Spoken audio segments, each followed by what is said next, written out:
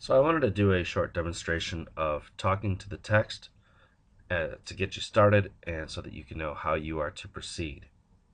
We're going to start looking at the short story called The Destructors by Graham Greene.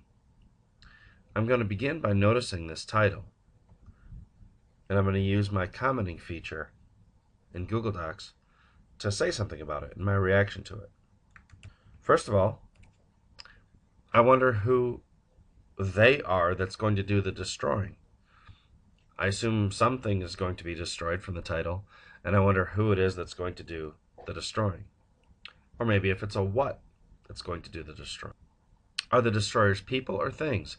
Is this during war, or is it maybe during construction, making way for something new? I'm going to click on the comment button to make sure that that sticks. Then I'll come back to the story. So, it was on the eve of August Bank Holiday that the latest recruit became the leader of the Wormsley Common Gang. No one was surprised except Mike, but Mike, at the age of 9, was surprised by everything.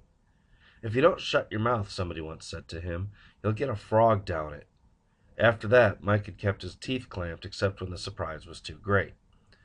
So first of all, I'm noticing this August Bank Holiday, and I don't know what that is. So I'm making this question to myself: August Bank Holiday, might this help me figure out where and when this is taking place? And I'm going to look that up in a couple minutes after I finish with this paragraph and see if I can make something more clear.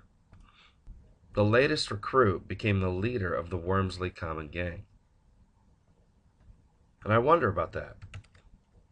The new kid becomes the leader? How come? Why? So what I'm doing is I'm making my thought processes visible. This is what happens when we read. I'm just trying to make it a little bit more visible. Wormsley Common Gang. Wormsley sounds like Wesley. Where's Wormsley? I wonder if it's a place that I could find to help me figure out where this is taking place. Mike is 9 years old.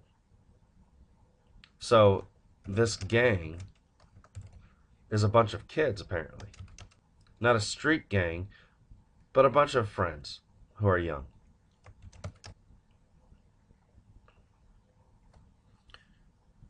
The new recruit had been with the gang since the beginning of the summer holidays, and there were possibilities about his brooding silence that all recognized. He never wasted a word even to tell his name until it was required of him by the rules. When he said Trevor, it was a statement of fact, not as it would have been with the others a statement of shame or defiance. The gang met every morning in an impromptu car park, the site of the last bomb of the first Blitz. There's a lot going on in there that bears remarking.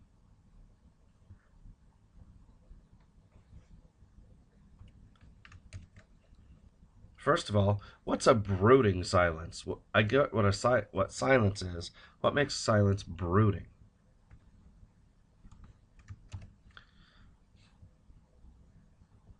This sentence really shows us something about this boy Trevor. When he said Trevor, it was a statement of fact, not as it would have been with the others, a statement of shame or defiance.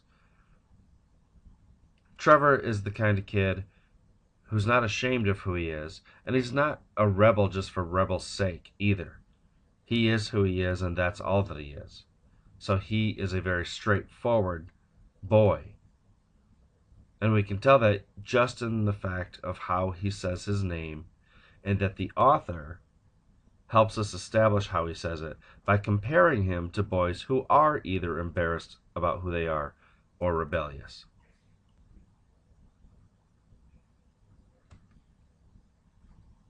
Here there's a mention of an impromptu car park. I think a car park is a place where you park your car for carpooling to work. And impromptu means improvised or on the spur of the moment. So this car park seems to be a place where people will come and gather and park their cars for carpooling purposes, but it's not an official one.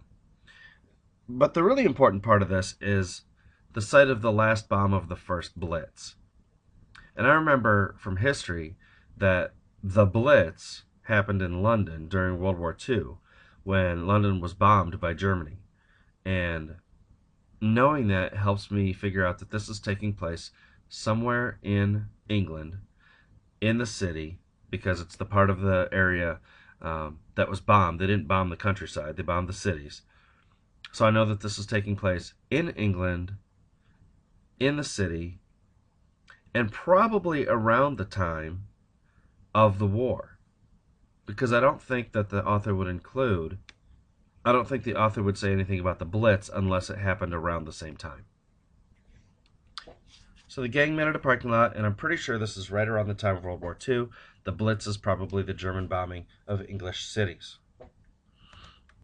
The leader of the gang, the leader, who was known as Blackie, claimed to have heard it fall, and no one was precise enough in his dates to point out that he would have been 1 year old and fast asleep on the down platform of Wormsley Common Underground Station.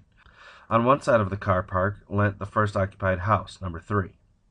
T, whose words were almost confined to voting yes or no to the plan of operations proposed each day by Blackie, once startled the whole gang by saying broodingly, "Wren built that house, father says."